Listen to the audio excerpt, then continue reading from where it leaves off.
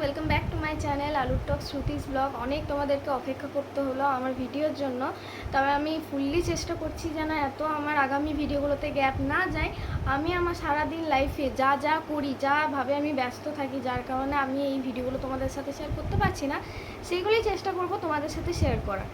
তো চলো আজকের ভিডিওটার ব্যাপারে বলা যাক। আজকের ভিডিওটা খুব সাধারণ একটা ভিডিও, কারণ আমি সত্যি বলতে হাতের কাজ খুব একটা জানি না, বাট আমার যখন রিলেটিভ বা ফ্রেন্ডস কারোর বার্থডে বা অ্যানিভার্সারি কোনো ওকেশান থাকে তখন আমি চেষ্টা করি ওখানে হ্যান্ডমেড কিছু গিফট করার। বাইরের তো কিনতে পাওয়া যায় আমরা সবাই জানি, কিন্তু হ্যান্ডমেডের মধ্যে একটা স্পেশাল কিছু থাকে। তো সেই পারপাসে আমি কিন্তু চেষ্টা করি প্রত্যেকটা আমার যারা ক্লোজ তাদেরকে হ্যান্ডমেড কিছু তৈরি করে দেওয়ার। তো যাই হোক, আজকের পুরো ভিডিওটা হ্যান্ডমেড একটা ভিডিওর উপরেই আছে। তোমরা অবশ্যই দেখো, তোমাদের ভালো লাগলে তোমরাও বাড়িতে ট্রাই করতে পারো তোমাদের ফ্রেন্ডস বা ফ্যামিলির জন্য, তো গিফট করতেও পারো। যাই হোক, পুরো ভিডিওটা অবশ্যই দেখো, আর ভালো লাগলে প্লিজ আমি একান্তই কামনা করছি তোমাদের যদি পুরো ভিডিওটা ভালো লাগছে অবশ্যই তোমরা তোমাদের ফ্যামিলি বা ফ্রেন্ডসদের সাথে শেয়ার করো। তোমাদের সাপোর্ট আমি একান্ত কামনা করছি। তো চলো পুরো ভিডিওটা দেখা যাক।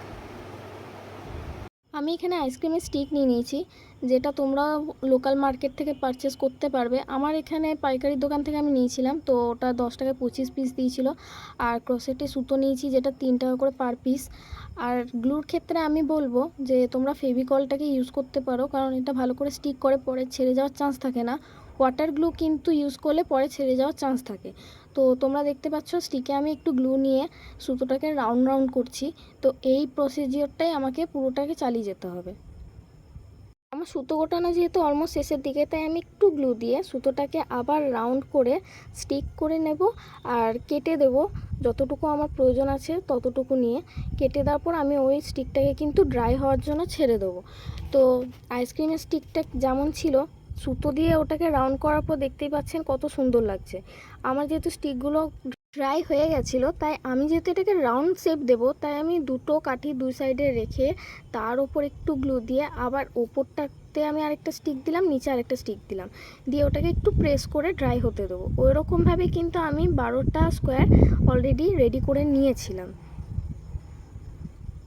এই স্কোয়ারটা আমার ড্রাই হয়ে যাওয়ার পর আমি যে শেপটা চাইছি সেই শেপে আগে রেডি করে নিয়েছি। রেডি করার পর এক একটা কিন্তু আমি স্কোয়ারগুলোকে সরিয়ে গ্লু দিয়ে আরেকটার সাথে স্টিচ করে দিচ্ছি। একে অপরের সাথে স্টিচ করে কিন্তু ওটাকে আবার ড্রাই করতে আমাকে ছেড়ে দিতে হবে খানিকক্ষণের জন্য। আমি যদি তার সঙ্গে সঙ্গেই কোনো কাজ করতে লাগি তাহলে কিন্তু ওই স্কোয়ারগুলো স্টিক হবে না আর খুলে পড়ে যাবে। তাই আমাকে কিন্তু এর ক্ষেত্রেও ওটাকে স্টিক হতে টাইম দিতে হবে। আর আরেকটা কথা বলি, যখন গ্লুগুলো দিয়ে আমরা স্টিক করছি তখন কিন্তু প্রেসটা ভালোভাবে করতে হবে আর খাঁজে খাঁজে বসাতে হবে, যাতে ওটা কোনো মতে খুলে না যায়। তো এইভাবে কিন্তু আমি আমার যে শেপটা চাইছিলাম সেই শেপটাকে আমি কমপ্লিট করলাম। কমপ্লিট করার পর ওটাকে ড্রাই হতে দিয়েছি। তোমাদের কার কার আমার মতো এরকম হ্যান্ডমেড জিনিস তৈরি করে গিফট করতে ভালো লাগে অবশ্যই কমেন্টে জানিও। আর এরকম নানান আমি হ্যান্ডমেড জিনিস ট্রাই করব তোমাদের জন্য বানানোর আর এরকম ভিডিও দেওয়ার। তবে যারা যারা হ্যান্ডমেডের জিনিস তৈরি করতে পছন্দ করো তারা কিন্তু অবশ্যই এটা বাড়িতে ট্রাই করতে পারো। তো যারা ট্রাই করবে আমাকে আমার ইনস্টাগ্রাম পেজে কিন্তু ট্যাগ অবশ্যই করো। আমি আমার পেজের লিঙ্ক কিন্তু বায়োতে দিয়েছি, তোমরা ওখান থেকে আমাকে ফলো করতে পারো। তো এটা আমি একদিনের জন্য ড্রাই হতে ছেড়ে দিয়েছি ফ্যানের নিচে। আমার এটা ড্রাই হয়ে গেছে, যেহেতু ড্রাই হয়ে যাওয়ার পর দেখতে পাচ্ছ এইরকম সাধারণই কত সুন্দর লাগছে, কিন্তু তাও আমি একটু ইউনিক করতে চাইছিলাম, তার জন্য আমি কিন্তু এই ডেকোরেশনগুলো করছিলাম। ডেকোরেশনের প্রথমে আমি ওই আইসক্রিম টিকগুলোকেই কেটে কেটে রাউন্ড শেপ দিয়েছি, কোনোগুলো স্কোয়ার শেপ দিয়েছি। দেওয়ার পর কিন্তু ওগুলোতে মান্থ লিখেছিলাম, যেহেতু এটা একটা অ্যানিভার্সারির জন্য রেডি করছিলাম। তো তারপর আমি কাঁচের যে স্কোয়ার হয় বা রাউন্ড ফিগারের হয় সেইগুলো দিয়ে ডেকোরেশন করেছি। তার সাথে যেগুলো স্টিকার পাওয়া যায় ছোট ছোট ফুলের এসবের, তো সেই স্টিকার দিয়েও আমি কিন্তু জিনিসটাকে পুরোটাকে ডেকোরেশন করেছি। আমার ডেকোরেশন করা দেখতেই পাচ্ছ অলমোস্ট রেডি। তারপর আমি কিছু কিউট নোটস ওর মধ্যে অ্যাড করেছি। ফাঁকা জায়গাগুলোতে আমি ফটোগুলো স্টিক করে দিয়েছিলাম। তো তোমরা পুরো ভিডিওটা দেখলে। ছবির সাথে কিন্তু আমি ক্লিপটা অ্যাটাচ করতে পারিনি, যেহেতু ছবিটা পার্সোনাল, অ্যালাউড ছিল না সেটা অ্যাটাচ করার। যাই হোক, তোমরা ওইটুকু দেখে অবশ্যই বুঝতে পারছো কি যে ছবি ওর সাথে অ্যাটাচ করলে কতটা সুন্দর লাগবে।